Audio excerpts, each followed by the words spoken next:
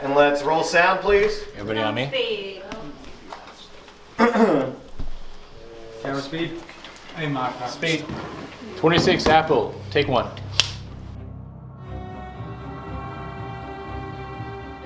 Yes, I know. A little smaller than myself when I'm wrong. What are you talking about? She's been calling you. No one has been calling me. Steve. Shut up, the both of you!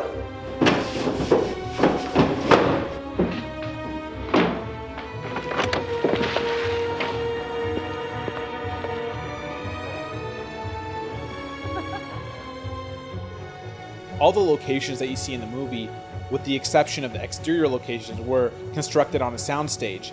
We spent about 3 to 4 days building the sets prior to filming.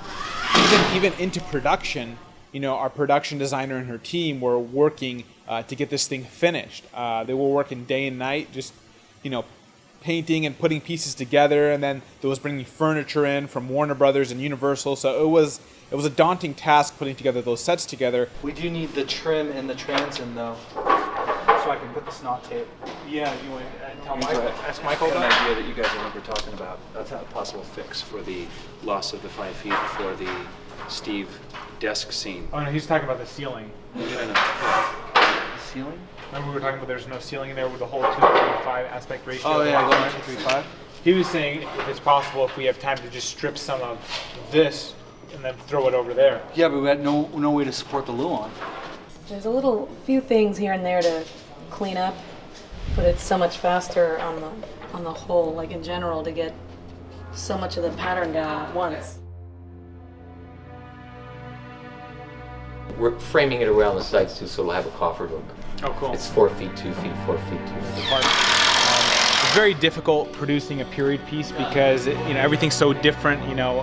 It's hard to find an actual real locations today that would fit in 1949, and so here we are having to construct it from scratch. And so that in itself is a process. I mean, it costs time, it costs money, lots of money, more than it would on if you were shooting it modern day.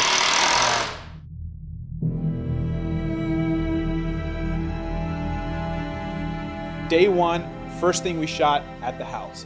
I think everybody was trying to get into a groove that day, and it was like I said, it's first day one, first scene. Steve's POV, like a media shot. Yeah. Steve's POV of Peter. Yeah. From there. Scene 30, Charlie. Take one. You open up the door, Yeah. and you're at the bottom. Can we just go through it? You're shoving into yourself.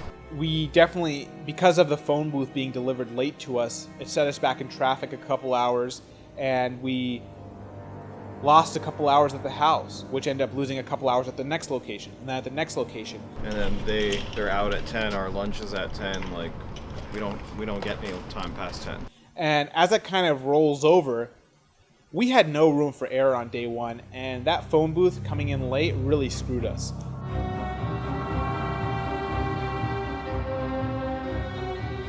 I'm gonna be doing the scene when I drive this beautiful vehicle and psych myself up to win the love of my life back.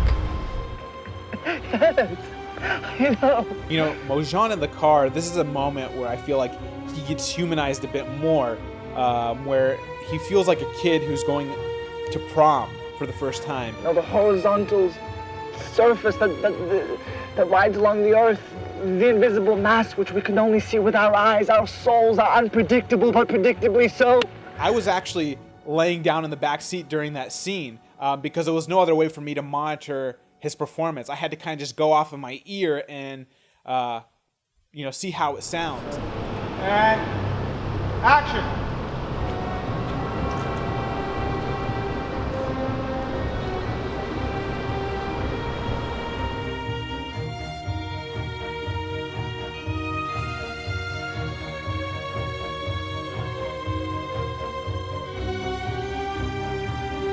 Like I need to be happy sometimes. I can only be angry during a lunar eclipse.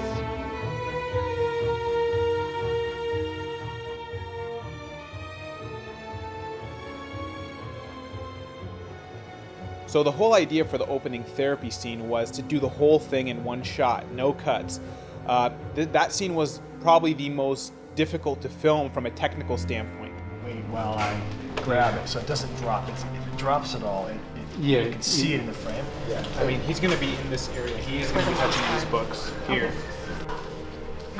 So he can give me another tedious dissertation on the principles of my existence. When I'm wrong, to promptly admit it. Because we were looking at a small monitor as we were kind of, moving the camera around, our focus puller had challenges pulling focus because it was a very shallow depth of field and it was hard to see the monitor. It's just got to be lighter. His movements have to be anticipated. And I think that's going to obviously come with more takes we do.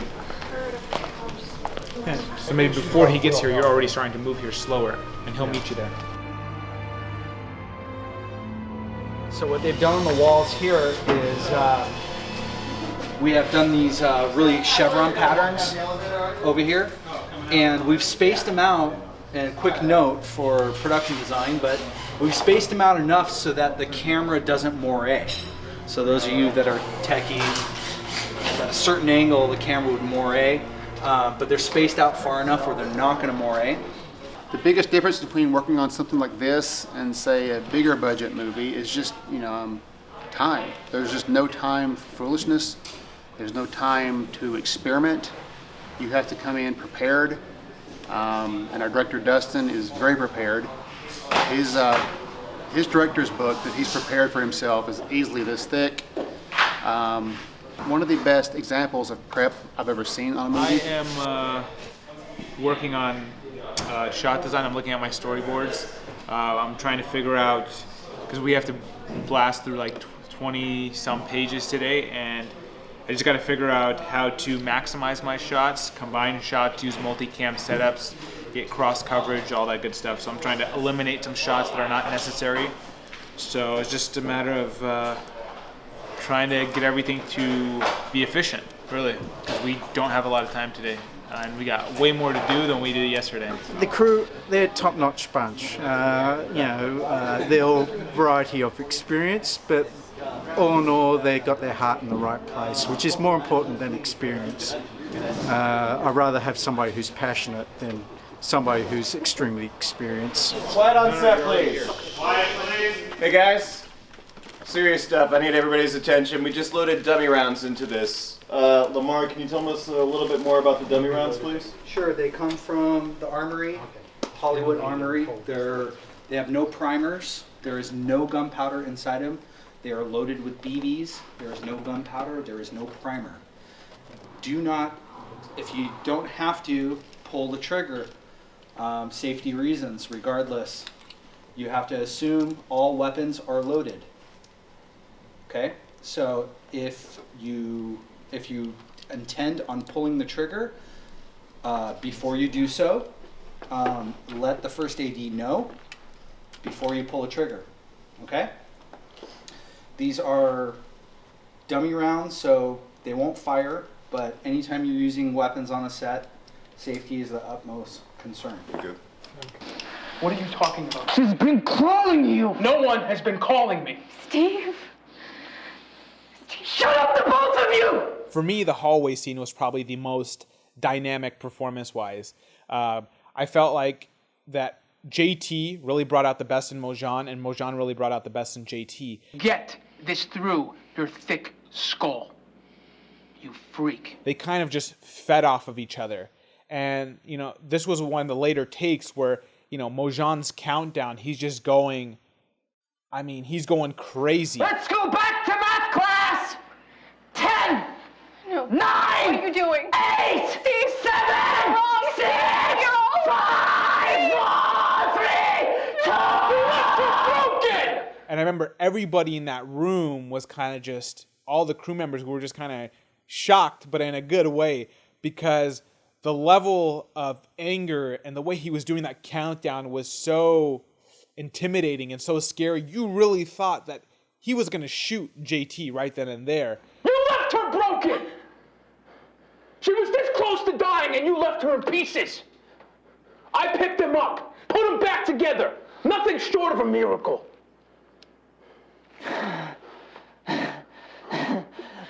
Listen. What I'd really suggest is for other filmmakers that want to do independent film is make sure you have extra days and extra time because And money. and more money. It's really about the extra money. Yeah, but it's really about the extra money.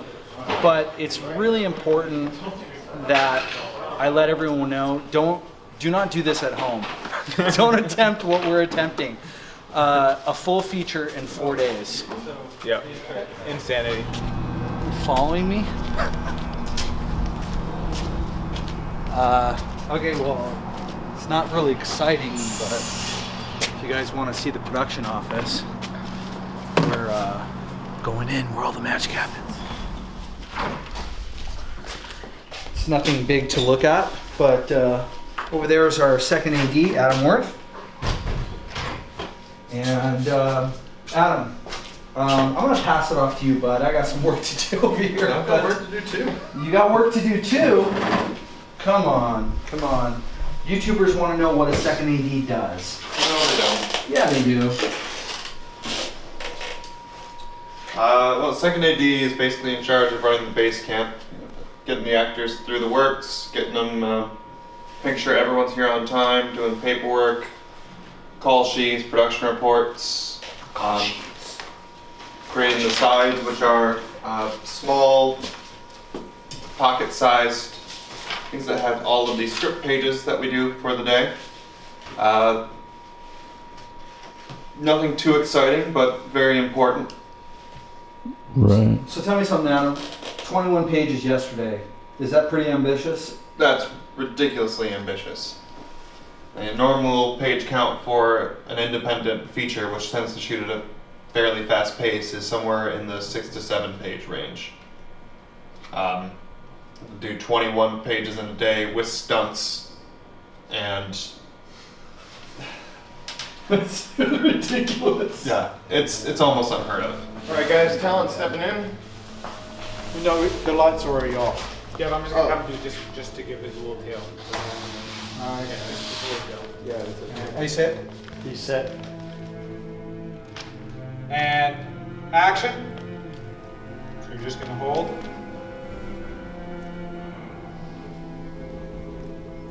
You're gonna run your index finger around the muzzle. Because the suicide scene was a very lengthy scene to film, I ended up walking Mojan through every step of the suicide scene. My voice obviously has been cut out of the film, but I would give him direction like, grab the glass, drink, smoke a cigarette. Slowly point the barrel towards you. And for that I commend him because he was able to take direction that's not always easy to do, which is somebody talking to you during a scene, and actually bring it to life. So that's a testament to his acting.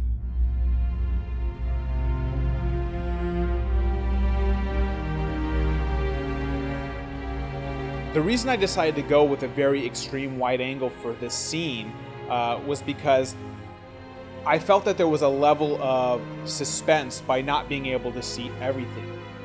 I let you see bits and pieces, that the fact that he's holding a gun, the fact that he's pointing it at him, the fact that he puts it into his mouth. But there's moments in that scene where I pull you really back, farther back, where you can't see, where you, as an audience, you want to see what's going on, but you can't because I'm restricting you from being able to do that.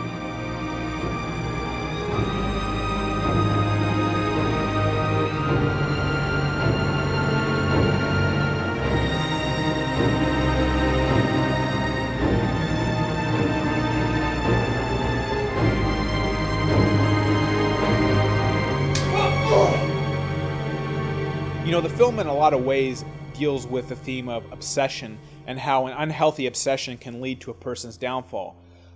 It also deals with malignant narcissism. Steve's character is a person who is narcissistic in a lot of ways. He's obsessed in a lot of ways, but at the same time, there's something that humanizes him, which is his desire to connect with somebody, to reclaim the lost love of his life. How many of us have gone through relationships that didn't end well, or we were hurt at the end, or we still yearned for that person? In a lot of ways, that is Steve's dilemma. It's the dilemma of having lost somebody that you really care about, whether through relationships or whether through death or something else.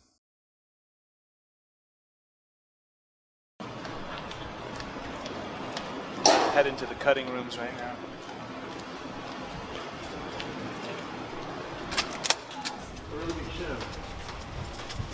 Did you have a good lunch? Sure. That's what you call it. When he says back, the one where he really yells at then, that could be like almost like it kind of fades to the mute right before he says that. So like we don't hear him say the second back. Oh, I see. Okay. Get back!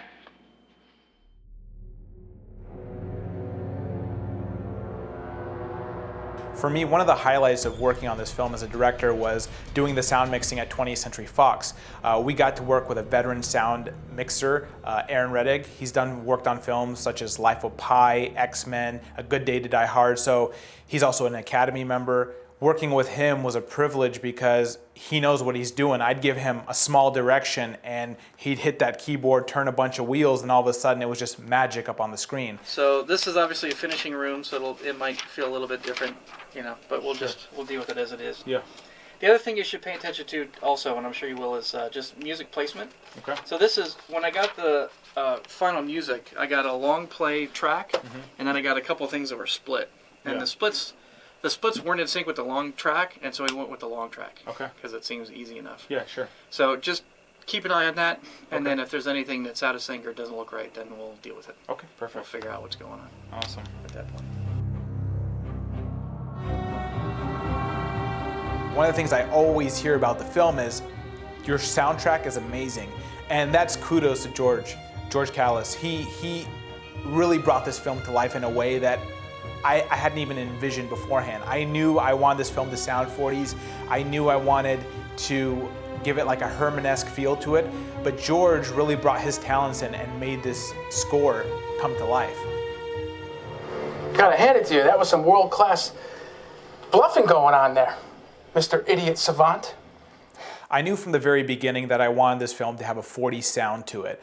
Everything we record on today is digital sound, so what we actually had to do was degrade this sound to give it that more warm tones in the voices. Big, kissable Peruvian lilies, or delicate cherry blossoms, or traditional roses. I really felt like it brought the film to life. You really get to live in that world, feel these characters, feel like this film came in a time capsule from the 40s. I know, it sounds cliche, right? But think about it.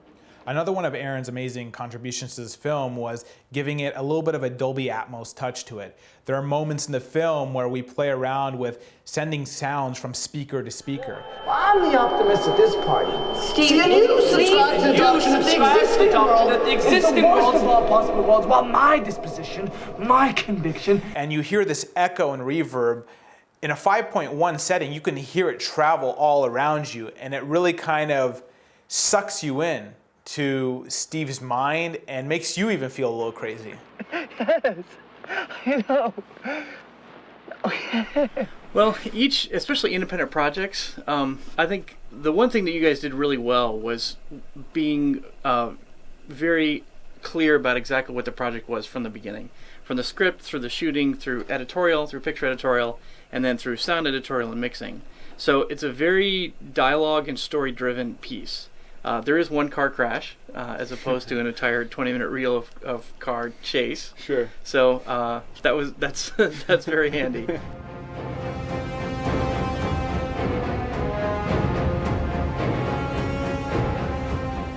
Probably the most challenging scene in sound mixing was the car scene because there's various sound effects going on, there's music going on, and it's a matter of balancing sound effects and music, putting those together in a way that actually adds to the scene instead of taking away from it. Why don't there? Because here's the thing, he doesn't stop accelerating throughout the whole thing. So let's bring in acceleration in those two.